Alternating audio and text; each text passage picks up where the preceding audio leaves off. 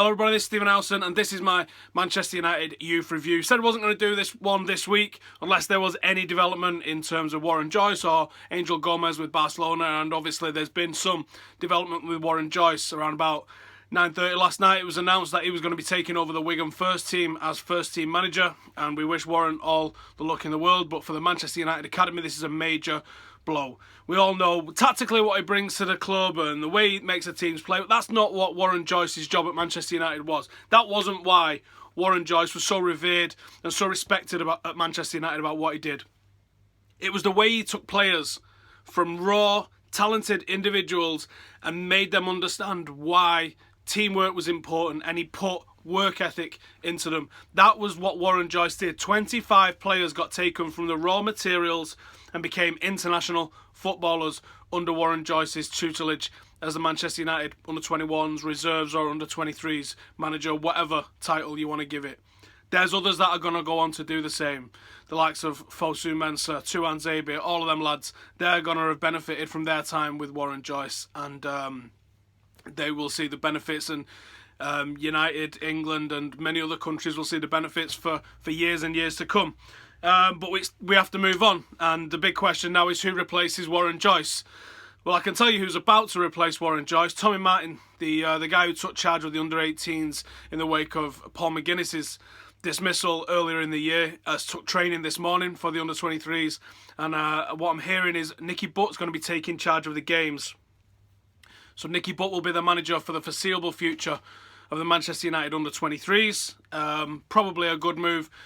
He's well aware of what's going on with the side at the moment, but I do hope that the search continues for a more suitable long-term replacement for Warren Joyce, because the role that he was doing is extremely important at the club. Excuse me. Moving on from that then, I know it's very brief to touch on that and what I think is going to happen, but I don't really want to touch too much on it with Nicky Butt, because we didn't really get to see the best of Nicky Butt. We saw him in the youth league, the Champions League youth league in the under-19s, but didn't really light up any trees. Marcus Rashford scored a couple of goals for him.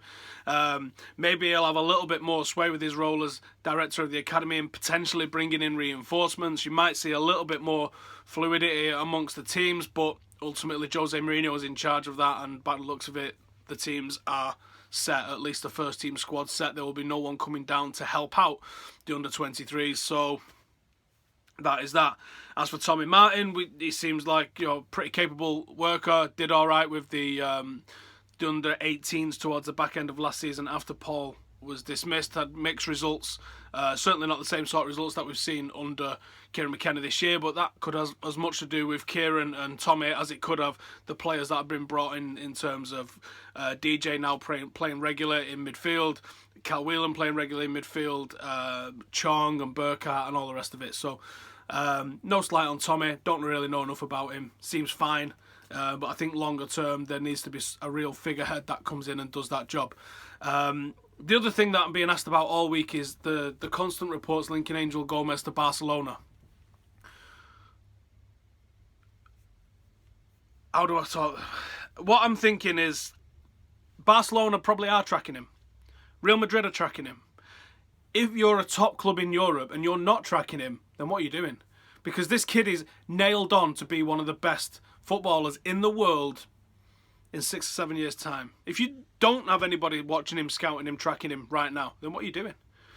And I think it's a case of that, plus United get headlines, plus it's an exciting English player coming through, plus the fact that people always want to throw in jabs at Manchester United, means that there's a story in saying that Barcelona are about to poach one of United's top talents. Is he going to do a Pogba on us? Well, I don't know. He might.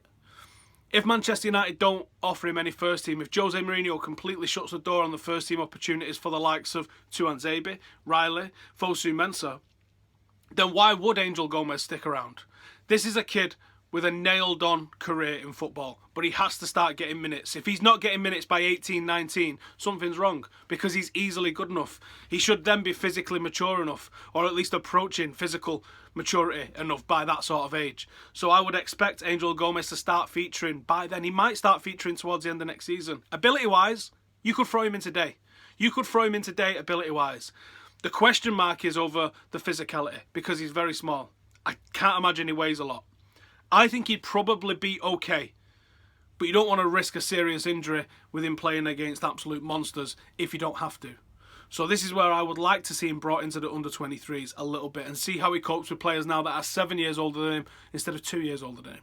And if he copes fine in the under-23s, what have you got to lose by giving this kid his debut and making him stick around at Manchester United? You've got nothing to lose, apart from, if you don't, potentially losing, having another Pogba situation on your hands. He's got a contract for another 2 years. I hope with all my heart that he stays. But it's up to Manchester United now. You've got to treat this kid right. It's as simple as that. You have got a very special kid on your hands. It's the same with Lionel Messi at Barcelona. Would Messi have stuck around? Would Ronaldo have come to Manchester United without getting the guarantee of those first team games that he would have got at 17 years of age? Special players do get a little bit of special treatment and do get accelerated up throughout the ranks, and you have to take that into consideration. Would Barcelona take him? Would he go to Barcelona?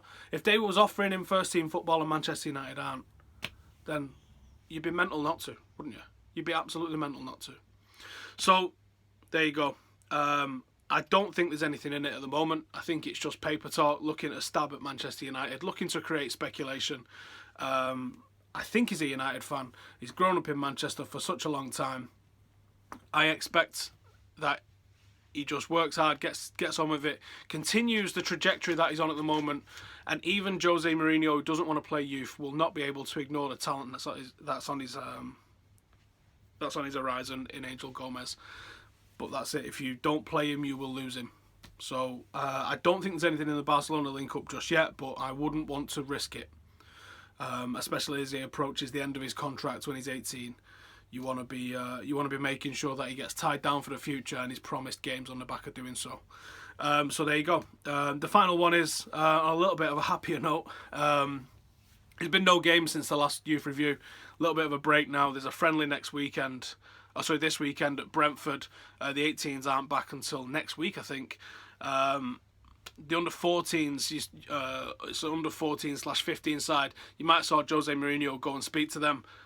This is a talented age group that we've got here. Some real standout players, and our best player didn't actually play in this game, and we shredded Benfica 6-2, and I think it was 3-4-0 up in the first half, and it was cruise control. It was an easy win for Manchester United without our best player. So big positive result. Well done to the under 14 and 15s.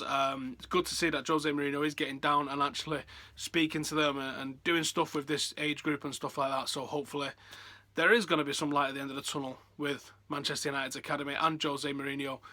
But as we've been saying for weeks, Riley and Tuanzebe, magical last week. It was great to see them involved in first team training this week, then ultimately didn't end up in the squad and he's took Phil Jones instead. I don't understand that. I really don't understand that. I think Tuanzebe at least, and definitely Joe Riley, probably man of the match on Friday against Spurs, are well worth their call up into the first team training and probably also worth their call up into the first team matchday squad. That'll do for this week. If you like the youth review and you're a blogger or you've got your own Manchester United website and you want to embed it, then please embed it. Every single week you can just take this content using the embed codes below. If any of you's got any questions or anything like that, either hit me up on Reddit or ask it in the comments below. Thank you for watching. We'll be back next Thursday. There's all sorts of content coming out.